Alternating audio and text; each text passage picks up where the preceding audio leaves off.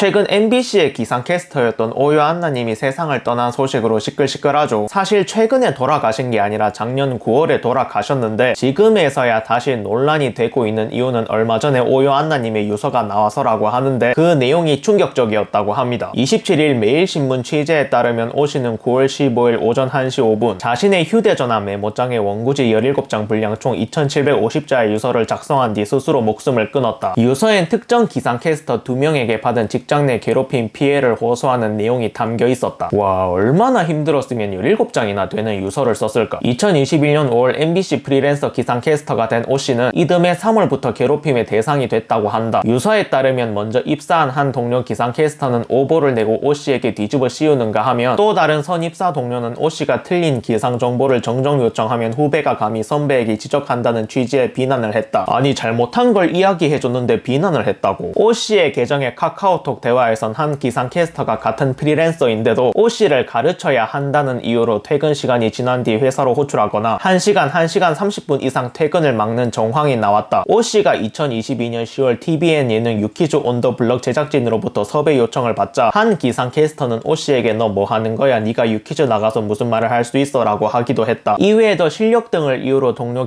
기상캐스터들이 오랜 시간 오 씨를 비난해 온 메시지와 음성이 다량 발견됐다. 그러니까 오유 안나님이 MBC에 입사하고 나서부터 지속적인 괴롭힘이 있었다고 보면 될 것 같습니다. 그래서 MBC 입장은 뭐냐? 오 씨가 남긴 녹음 파일과 카카오톡 대화에 따르면 오 씨는 사망 전 MBC 관계자 4명에게 자신의 피해 사실을 알렸다. 하지만 오 씨가 사망한 뒤 별다른 문제 제기가 없어 MBC는 직장 내 괴롭힘 조사를 따로 하지 않았다. MBC 관계자는 조사할 이유가 있어야 조사를 할 수 있다고 말했다. 조사할 이유가 왜 없어? 피해 사실도 알렸고 실제로 사람이 죽었는데 이만한 이유가 어딨냐고. 당연히 MBC 내에선 문제 제기를 안 하겠지. 그거 외부로 알려지면 방송국 이미지에 좋을 게 없고 가해자 입장에선 괜히 알렸다가 본인들만 피본다고 생각할 텐데 그걸 누가 알리고 싶겠냐고. 회사 다녀본 인간들이 그 정도도 파악 못하나. 결국 문제가 커지자 MBC에서도 입장을 밝히는데 고인과 관련된 사실을 언급하는 것은 매우 조심스러운 일이라 MBC로서는 대응이 신중에 신중을 가할 수밖에 없습니다. 다만 분명히 확인할 수 있는 사실은 고인이 프리랜서로 일하면서 자신의 고충을 담당 부서나 함께 일했던 관리 책임자들에게 알린 적이 전혀 없다는 점입니다. 그러니까 바꿔 말하면 신고 안 해서 죽은 피해자 잘못이다 이 말인가? 그럼 고인 잘못이란 말 아니야? 이게 고인이랑 유족들한테 할 말입니까? 이건 그들을 2번 죽이는 일이에요. 이딴 식으로 입장문 쓸 거면 쓰질 말던가. 동시에 정확한 사실도 알지 못한 채 마치 무슨 기회라도 잡은 듯 이 문제를 MBC 흔들기 차원에서 접근하는 세력들의 준동에 대해서도 우려를 표합니다. 단순한 문제가 아니고 직장 내 괴롭힘으로 사람이 죽어서 문제 제기를 했는데 그게 MBC 흔들기라. 지들이랑 생각 다르다고 무조건 알바로 몰아가는 어떤 집단이 떠오르네요. 챗 GPT에서 입장문을 분석했었다고 하는데 피해자 중심이 아닌 회사 방어적 입장, 고인의 죽음에 대한 애도나 사과가 아니라 회사의 책임 회피와 명예 보호에 맞춰져 있음, 직장 내 괴롭힘이 없었다는 듯한 태도로 보임, MBC 흔들기 프레임 사용, 이 사건을 정치적 혹은 외부 세력의 공격으로 해석하려는 태도를 보임. 너무 정확해서 소름 돋는데 내부 조사 및 자정 능력에 대한 불신, 고인이 극단적인 선택을 했다는 사실 자체가 내부 시스템이 제대로 작동하지 않았다는 증거임, 신고가 어려운 환경이었을 가능성을 고려하지 않음, 고인이 신고한 적이 없다는 점을 강조하는데 이른 괴롭힘 피해자가 신고를 하지 못하는 환경을 인정하지 않는 태도. 그래서 결론이 뭐냐? 사실 확인이 아니라 책임 회피에 초점이 맞춰진 입장문. 그렇다고 합니다. 진짜 말 그대로 우린 잘못 없다, 신고 안 한 피해자 잘못이다 라고 말하며 책임 회피만 하는 입장문이 아니었을까 싶네요. 개인적인 생각은 국감 가야 한다고 봅니다. 직장 내 괴롭힘으로 국감을 가야 한다면 이런 사안이 올라가야지, 무시의 사건이 아니고. 마지막으로 영상이 좋으셨으면 구독과 추천 부탁드립니다. 결론입니다. 닥치고 국감해라.